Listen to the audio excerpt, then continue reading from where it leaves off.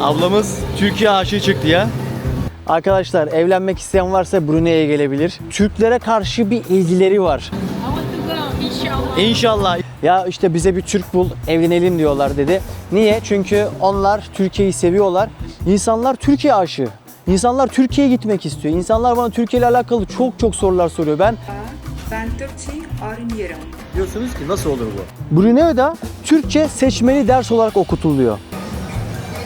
Bak insanlar selam veriyor. Ya bize evlenecek bir Türk erkeği bul demişler. Brunei'de Türk erkek aranıyor. Neticesinde anladım ki verginin olmadığı bu ülkede insanlar mutlu. Dünyanın bir ucundan bu videoyu size ulaştırmama katkı sağlayan sağlıklı su arıtma cihazı Aura Sebulon sponsorluğuyla başlıyoruz. Türkiye'nin lider su arıtma markası Aura Sebulon Unique sunar. Ve dünyanın en küçük ama en zengin ülkelerinden. Şeriatın olduğu mutlak monarşiyle yönetilen Brunei'den hepinize selamlar. Buradaki son videom ve hemen arkamda Brunei Empire var. Burası mükemmel bir otel. Az önce Türk bir abimizle bir röportaj gerçekleştirdim ve dedim ki son video, final videosu. Burada geçirdiğim günlerin ardından en pür, kendimce yoğurduğum bu bütün öğretilerimi size aktaracağım bir video olacak. Ama videonun başlığında şuna değinmek istiyorum. Arkadaşlar evlenmek isteyen varsa Brunei'ye gelebilir. Brunei'deyken şunu hissettim. Açık konuşmak gerekirse buradaki insanlar, Malay kültüründeki insanlar, Brunei'liler, Türklere karşı bir ilgileri var. Burada yaşayan bir arkadaşım hatta bana şunu söyledi. Ya Melih bana diyorlar ki dedi.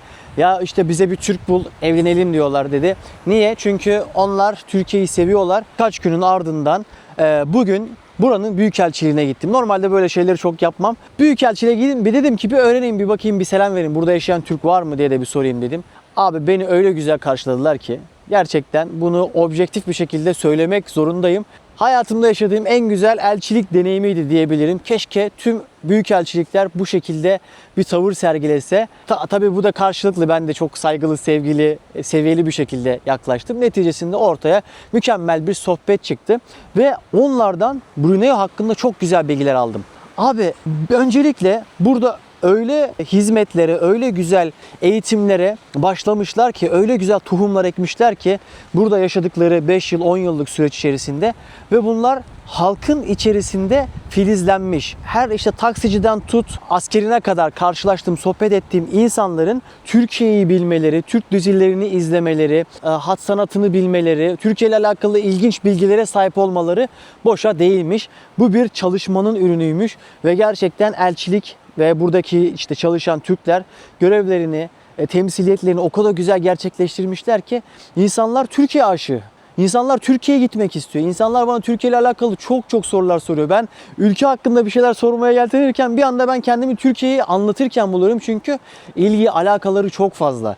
Yoldaki işte ablalar, teyzeler işte bana Türkiye hakkında soru soruyorlar. Birçok soru alıyorum ve bu beni çok mutlu etti. Büyükelçimize buradan Hamit Bey'e çok teşekkür ederim. Bana çok değerli bilgiler verdi. Buraya da çok güzel hizmetler yapmışlar.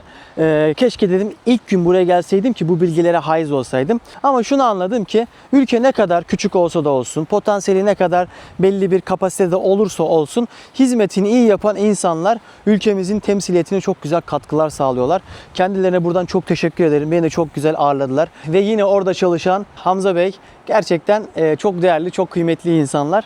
Dostlarım, bir büyükelçilik düşünün. Bir Türkçe ile alakalı tohumları atmışlar. Ben Türkçe öğreniyorum.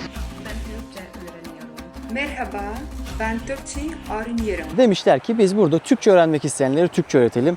Eğitmeni getirmişler ve çok ilginçtir. Belki de örneği yoktur bunun. Ben daha önce şahit olmadım. Brunei'de Türkçe seçmeli ders olarak okutuluyor. Liselerde ve üniversitelerde gençler, öğrenciler Türkçeyi seçebiliyor. Şimdi bunu yapabilen büyükelçilik var mı bilmiyorum ama güzel bir örnek. Bunun yanında Türk yemekleri, nasıl bizde MasterChef gibi programlar var ya, Brunei televizyon kanallarında Türk yemeklerini tanıtıyorlar. Bununla alakalı elçiliğin çalışanları televizyonda Türk yemeklerini sunuyorlar, Türk yemeklerini tanıtıyorlar. Bununla beraber hat sanatları öğretiliyor. Bununla beraber ebru, bununla beraber okçuluk, Bununla beraber Yunus Emre Enstitüsü bizim kadim bilgeliklerimizi bu coğrafyada öğretiyorlar ve film geceleri yapıyorlar. Türk dizileri, Türk filmlerini izletiyorlar.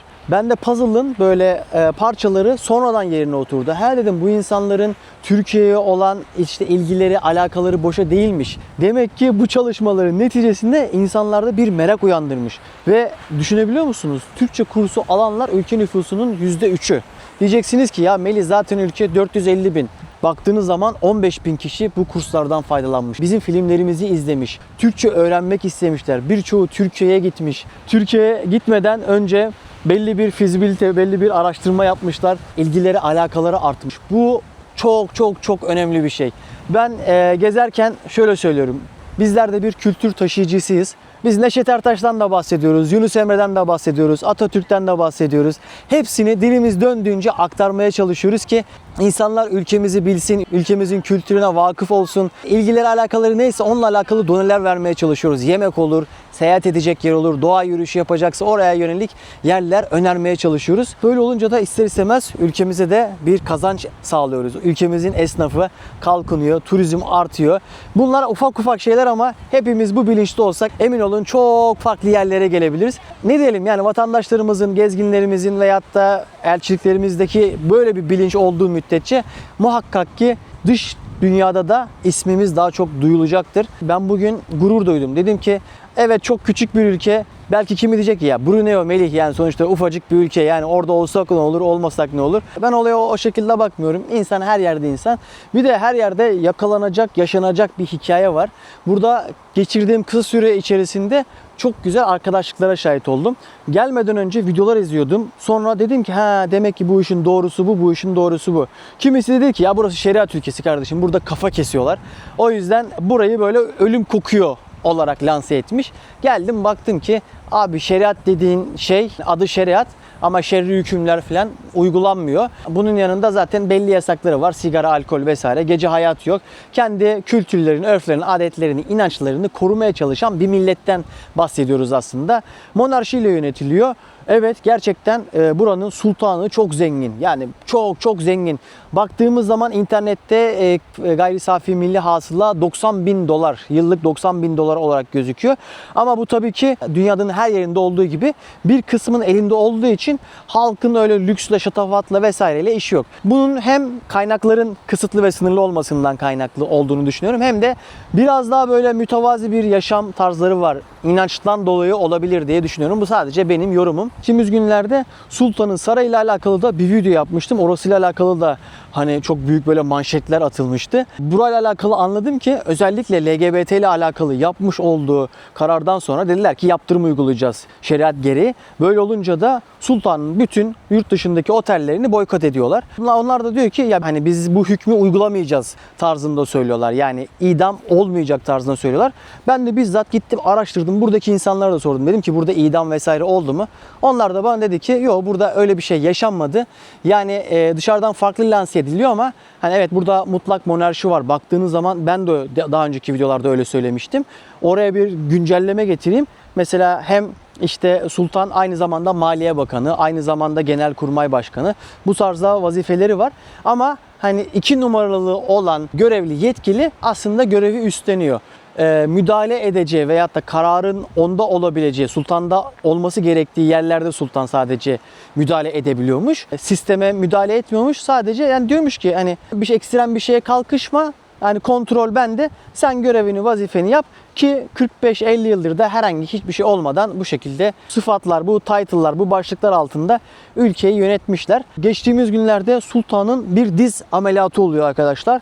Buradaki insanlar bir hafta boyunca camiye gidiyor ve sultanları için dua ediyorlar.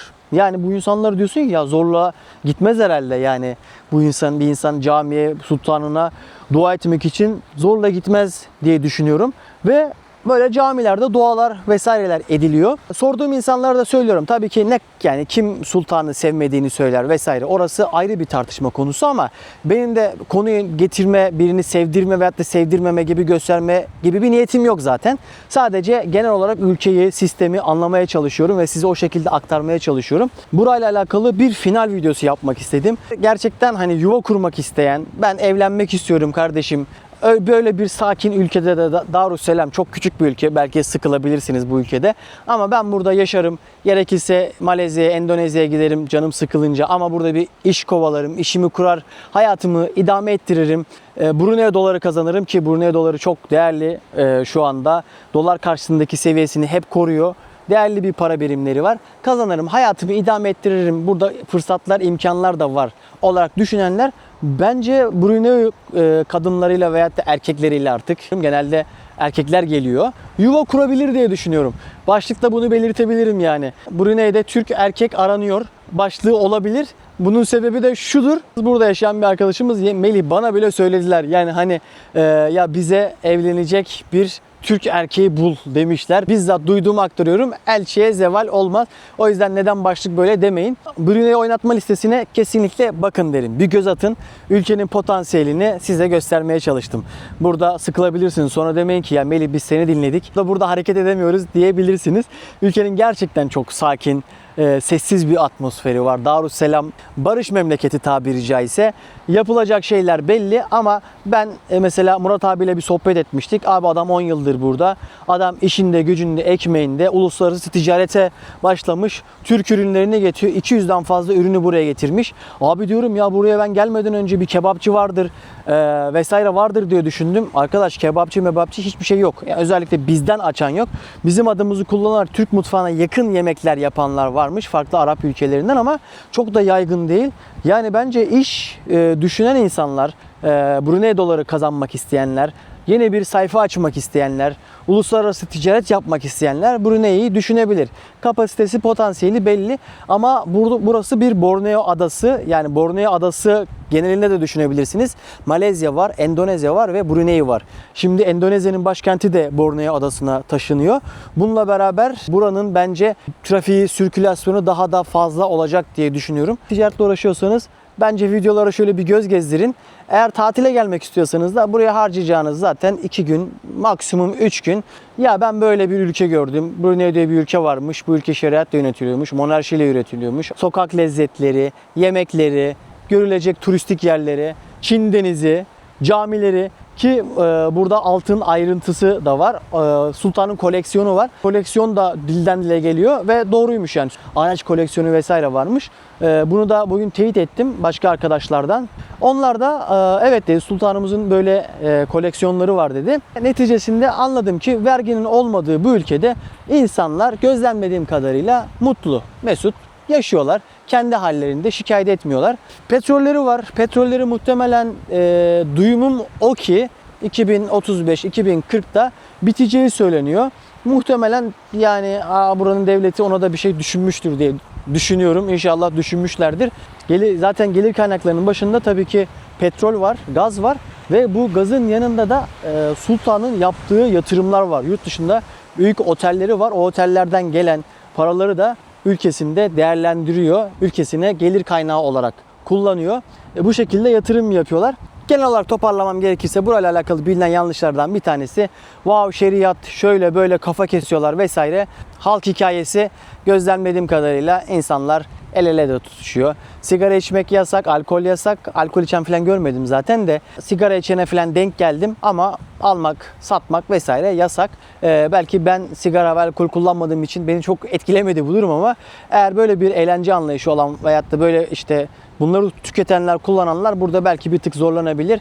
Bunun için de genelde işte Endonezya'ya veyahut da Kuala Lumpur'a gidiyor insanlar. Orada bu tarzda eğlenceleri veyahut da bu tarzda maddeleri kullanıyor vesaire. Buna da böyle bir çözüm bulmuşlar. Buraya gelmeden önce bana diyorlardı ki ya neden Brunei'ye gidiyorsun? Brunei'de ne var falan diyorlardı. Ama yarın ayrılacağım bu ülkeden. İyi ki gelmişim diyorum ya. Güzel insanlarla tanıştım. Özellikle elçilik ayrıntısı benim hayatımda unutamayacağım bir deneyim oldu. Çünkü hiç böyle bir iletişim yakalayamamıştım. Çok samimi, içten, hoş bir sohbet oldu. Hoş insanlarla tanıştım. Tanımıyordum, bilmiyordum ve çat kapı gittim yani. Onlar dediler ki ya biz herkese böyleyiz yani senin şahsına özel değil.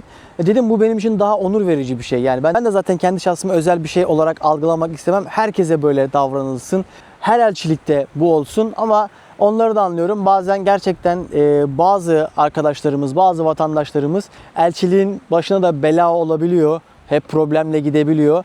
Buna da şahit oldum. Haklı oldukları yerler var. Haksız oldukları yerler de oluyor. Bazen böyle bir hani işte gezgin, elçilik, ya biz elçiliklerden bir şey alamıyoruz diye bazen serzenişte bulunduğumuz anlar da oluyor. Eleştiri de yöneltiyoruz. Bunları da ben hani dile de getirdim. Diğer arkadaşlarım da dile getiriyor. İşte tam tersi böyle, ya vay be ne güzel, Türk vatandaşı olarak kendimi burada güzel, güvende ve huzurda hissettim. Bana özel hissettirdiğiniz için teşekkür ederim diyeceğim bir alan da oluyor ki bugün bunu deneyimlemiş oldum. Gelecek olan arkadaşlarıma kısa bir açıklama yapayım. Videolarımın arasında bahsetmiştim. Dostlarım, buraya geldiğiniz zaman 1 aylık bir vizeniz oluyor.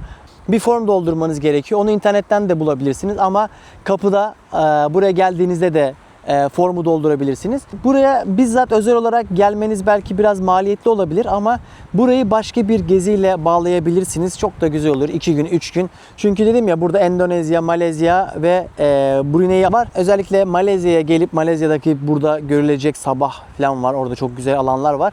Oralara gelmişken burası da görülebilir. Yanınızda nakit para bulundurmanızı tavsiye ederim. Ben çünkü girerken şöyle bir problem yaşadım. Problem demeyeyim aslında da, çözüldük çünkü. Bana dediler ki biz seni bu şekilde alamayız. Yani eğer ben para çekemeseydim gerçekten vizesiz, belki de girmesi en kolay ülkelerden bir tanesi olan Brunei'ye giremeyecektim.